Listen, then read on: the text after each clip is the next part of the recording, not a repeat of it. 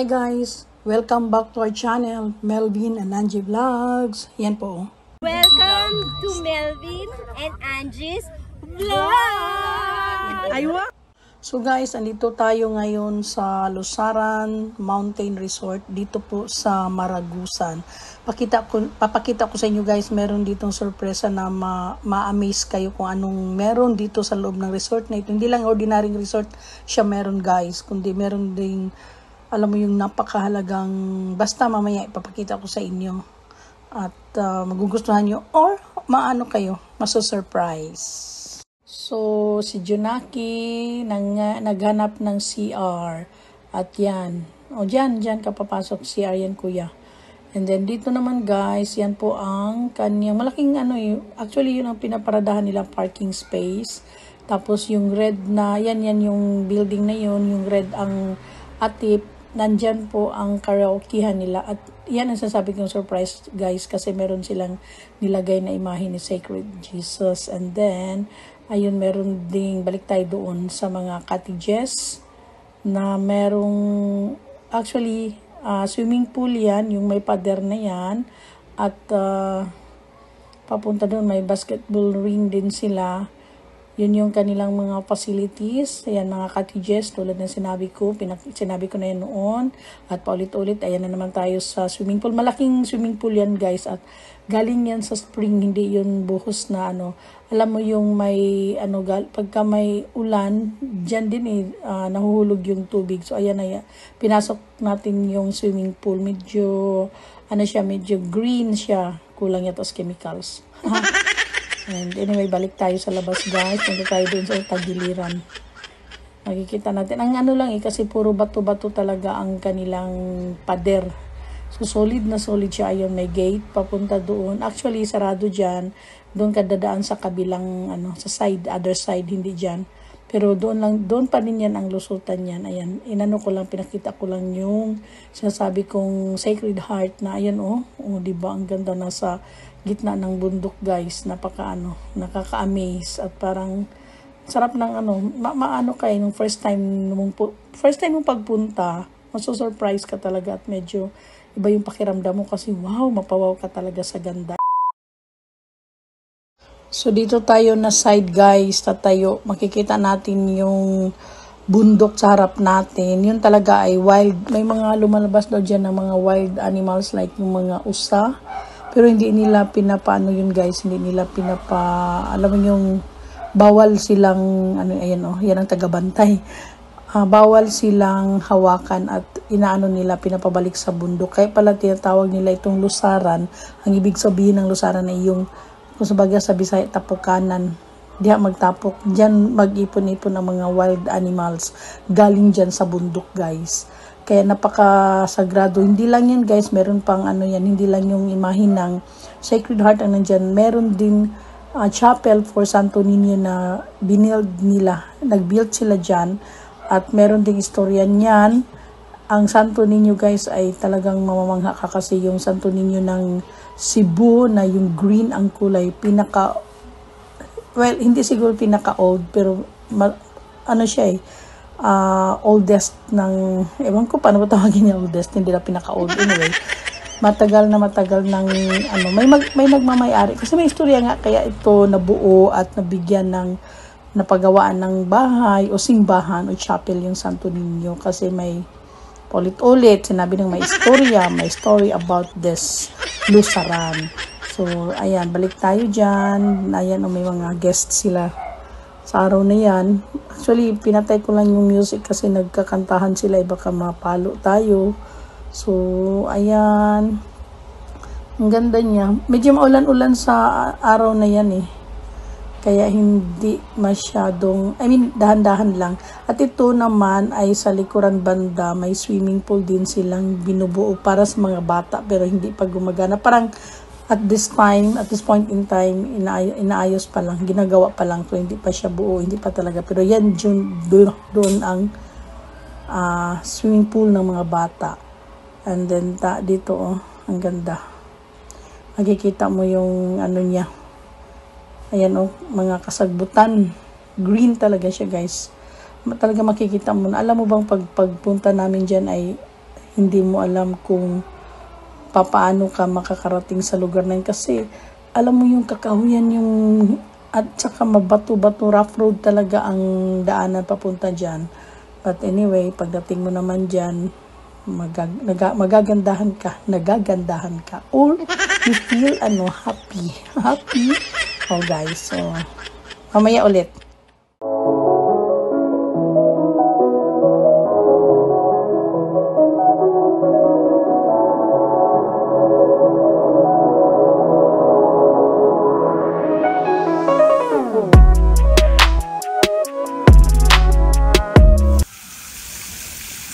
Lusaran swimming pool. Kailan mo yan, no?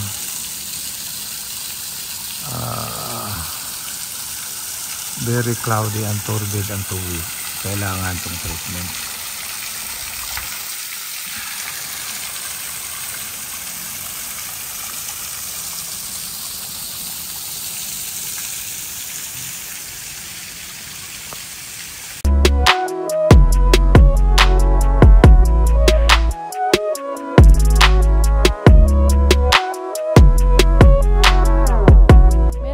Imahin dito ni Jesus Christ. Ayan Sacred Heart. Maganda kasi nasa ano siya, nasa isang resort na paligiran ng kabukiran. Ayan Kita nyo guys. Ayan. Ang ganda no?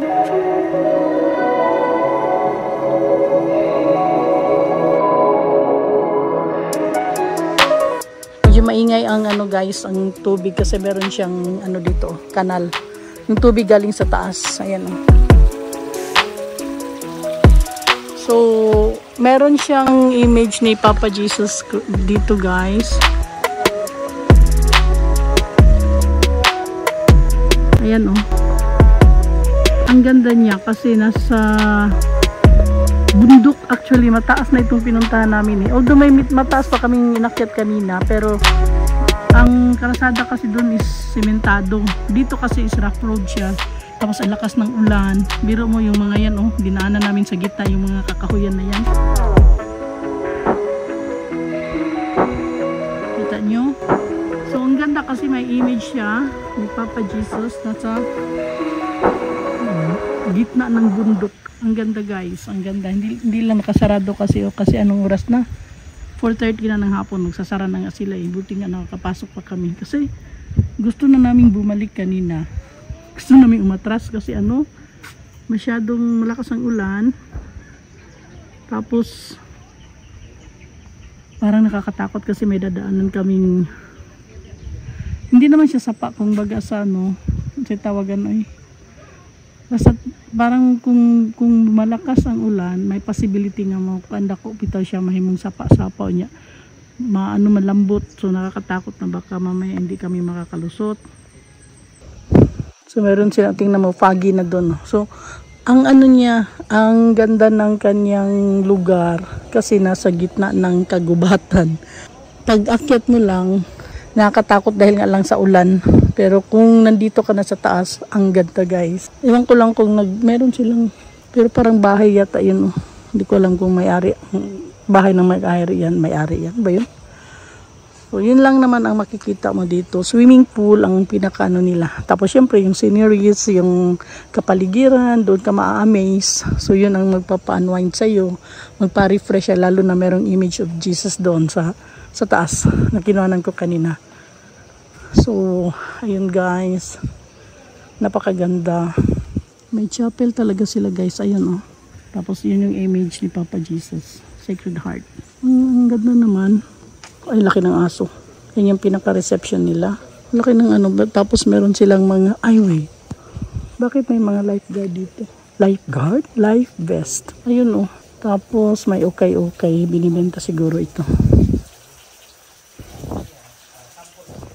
Napakaganda ng entrance nila. Pagpasok mo doon, dito, ayan papunta na sa chapel.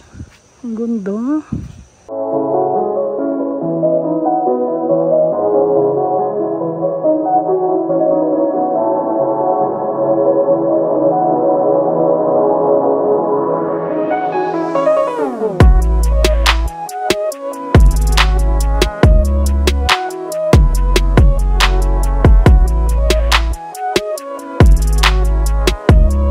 chapel.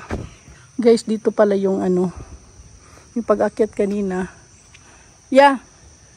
Kuya. Joke. Come. Dali, dali.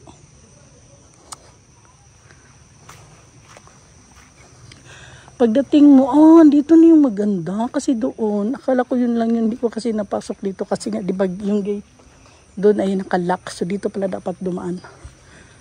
Ayan, kinukonstruct pa pala yung ano. So yan yung chapel at saka may mga kaya sinasabi doon nakita namin flower farm ng mga bulaklak andito. So sa kanila din.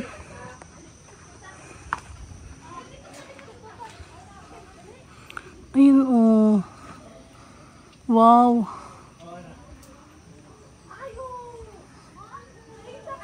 Ang galing naman. Ito Kala ko pa uwi na sila kanina. Nak, dali nak. Kuta ng ano. Picture dali.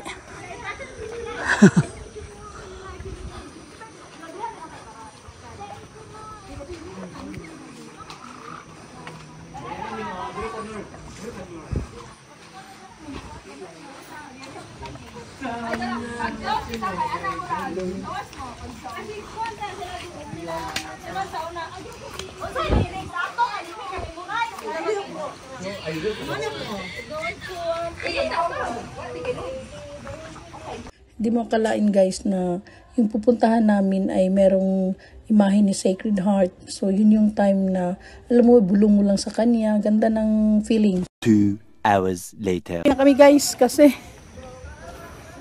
20 minutes before 5. Nandito pa kami sa bukid ng asa yan kuya? Basta sa bukid ng Bulubundukin. Uwi pa kami ng Davao. Bukid Ayan. Sa Maragusan. So dadaan pa kami ng ano. Dadaan pa kami ng Nabunturan. Pauwi na kami. Ang ganda dito. Lamig. Ay. Ang lamig-lamig. Dapat talaga magdala ng jacket pag pupunta ng bukid ano. Ang ganda Ayan. Ang ganda ng lugar. Uy, dandahan. Uy, wag ka duman sa tubig. Sa pagdating kauban mo agi pagda tubig. Ay. Nak. Si Joko. Ay, nilagiti gani ang tubig.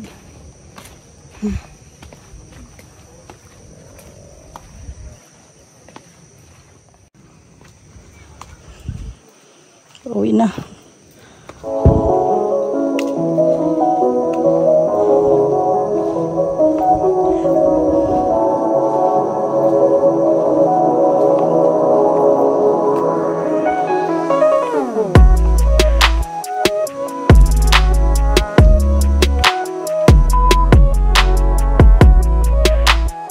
Ang ganda itong mga bato guys kasi nadaanan pala ito ng Buhawi.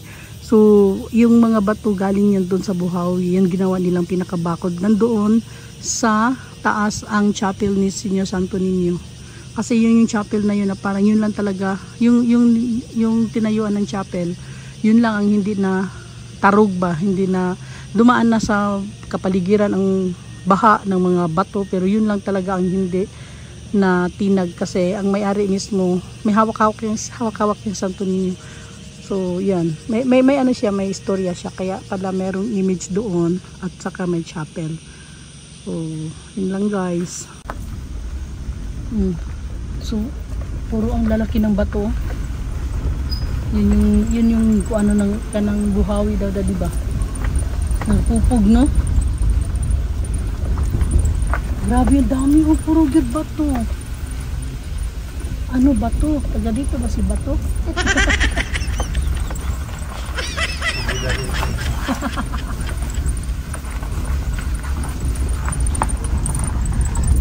Hindi biro yung dadaanan mo pa akyat doon sa ano sa Lusarin Mountain Resort pero pagdating Lusaran.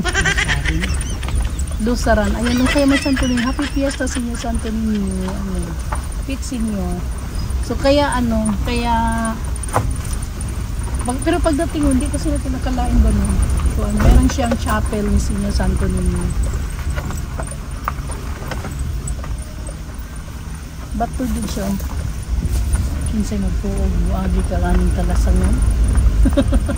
Tapos may paradise sa taas.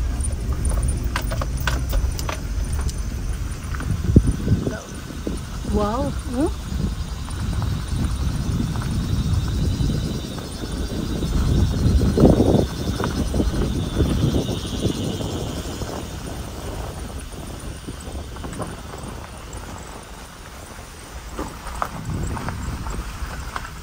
Thank you for watching. Babushki. Please don't forget to subscribe, like, and share our channel, Melvin Amanji Vlogs. Thank you. Babushki. Thank you for watching. Bye bye for now. See you next video. Bye.